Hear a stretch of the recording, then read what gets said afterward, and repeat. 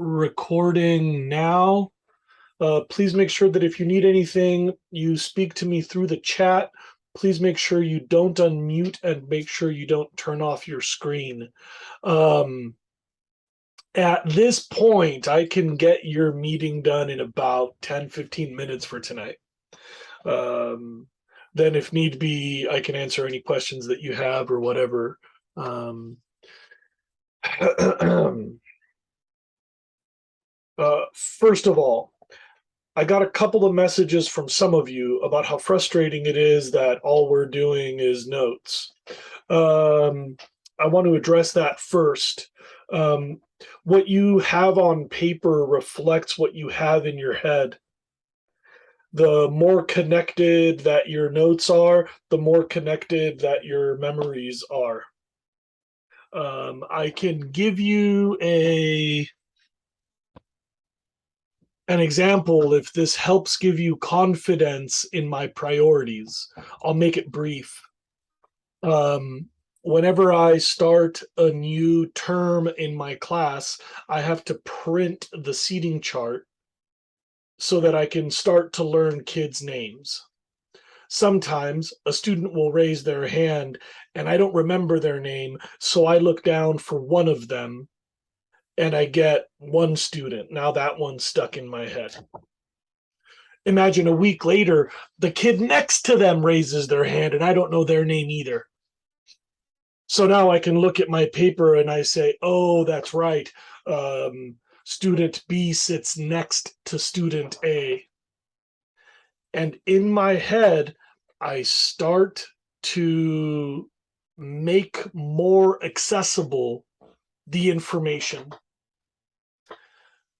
You realize that once you've told me your name, I know it, but it takes a few reminders to connect it. I got to remember where you sit, then I start remembering some other details about you. Memory follows these threads, and there's a part of your brain that does what's called memory mapping. The stuff that you put on paper helps the memory map find what's already in your brain somewhere.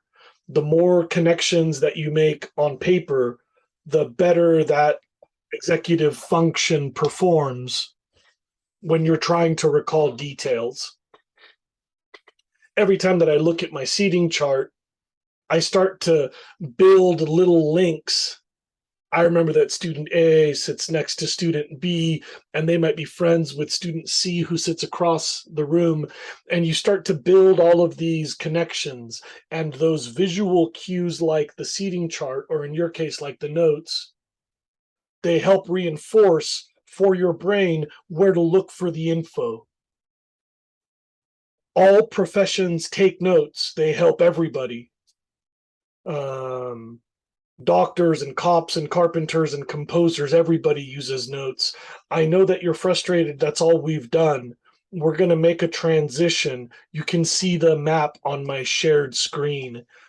And just to confirm, can somebody give me a thumbs up in the chat if you can see the third meeting slide? Or thumbs up anywhere. I mean, click on the thumbs up reaction. Thank you. Thank you. Okay. We're going to put a few finishing touches on your notes. If you haven't done the last 2 weeks, it's not too late.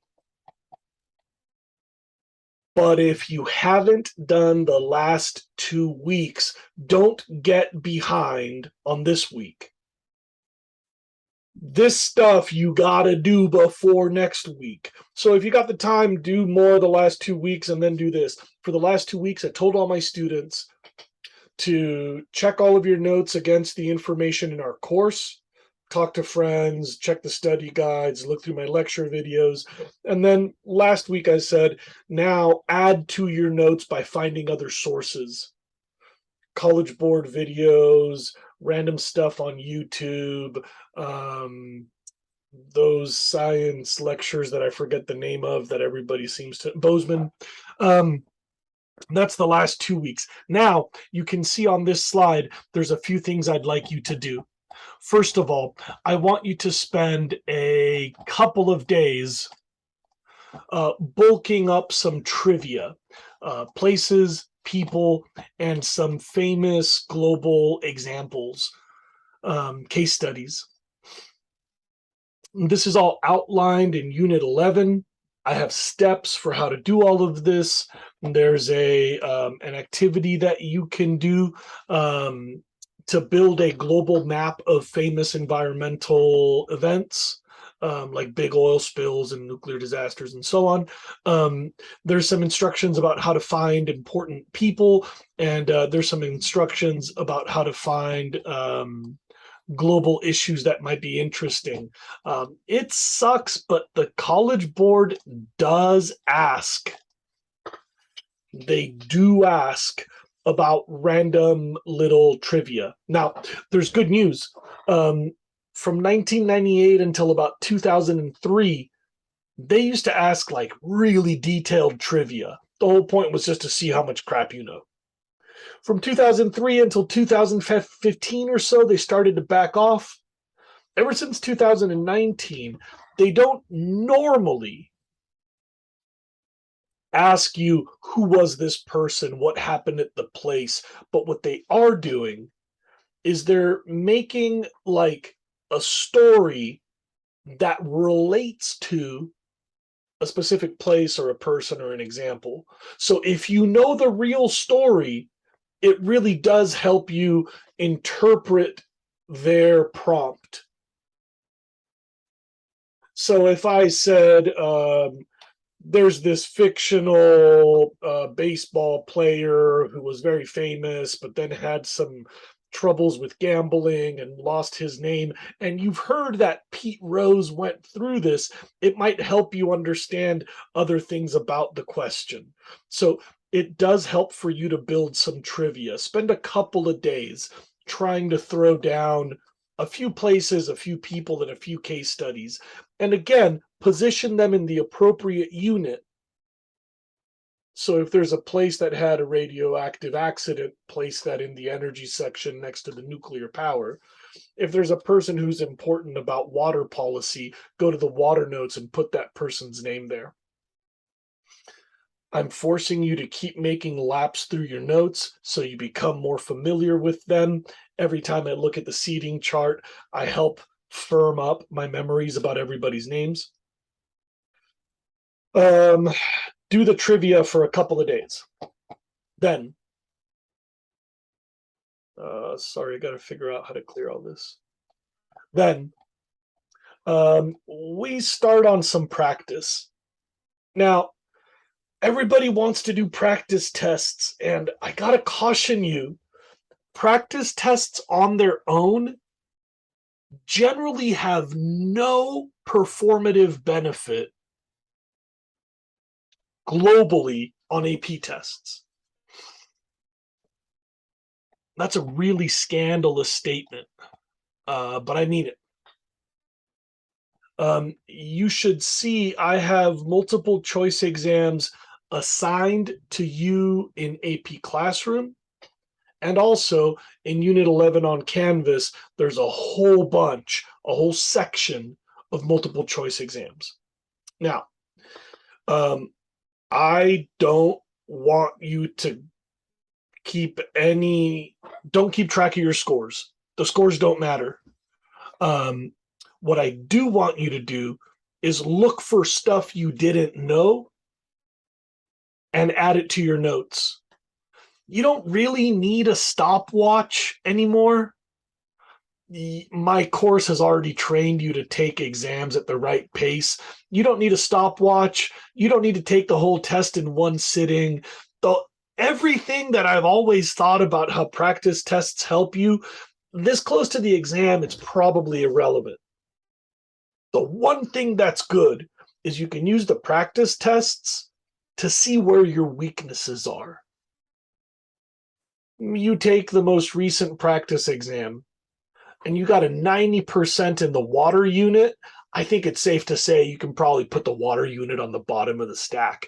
You take the most recent practice exam and you get a 12% on the energy unit. Well, holy crap, you could blame Jose, or maybe you were sick or whatever, but that performance on that topic tells you, dang, I got to add all these notes to my all these topics to my notes so that you won't make the mistake again. And then it kind of tells you in the end, like, holy crap, this energy unit, maybe this is a place that I really need to branch out, find other sources, talk to other people, go see Jose, whatever. I don't really care if you get 100%. It's not that surprising because I've used these questions to write your exams in the class. You have an unfair advantage. So don't get distracted by the score. Figure out which units you're most weak, which topics you're most weak. From here to there takes you basically through the weekend. And your final step this week is one whole day where you do nothing but chemistry. The atmosphere unit has a lot of chemistry. The water unit has a bit of chemistry. There was some chemistry in ecology where we talked about nutrient cycles and stuff. There's a couple of chemicals that came up in the agriculture unit. I need you to go through the entire course and pick out every chemical, every abbreviation, every formula, every process.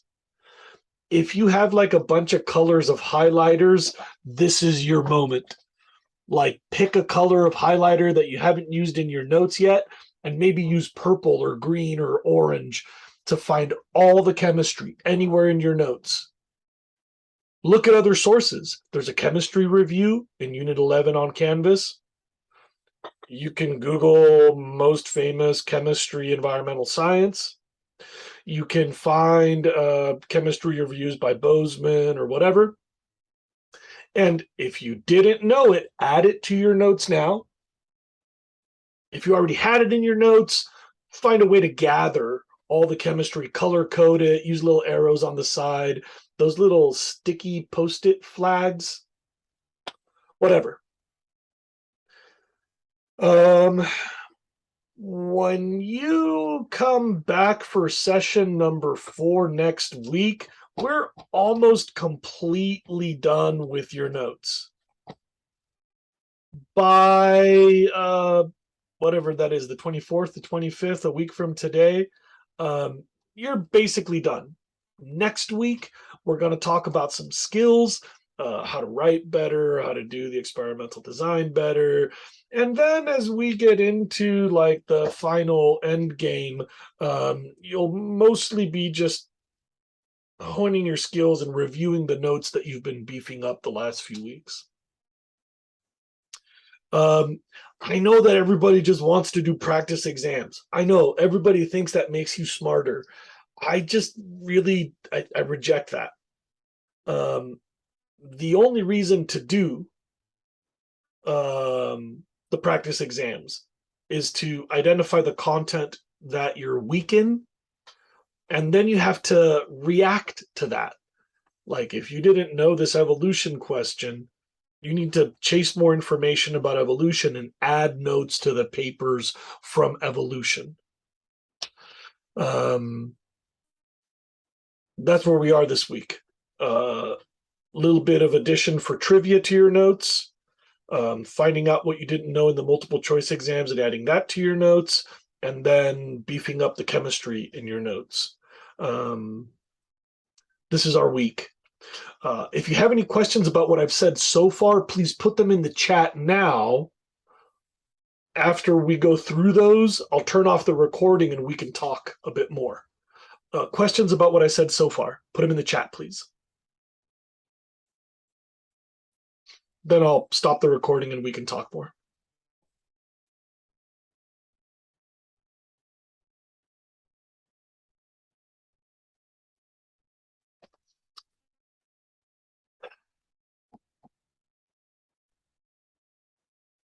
I'm going to stop the recording here.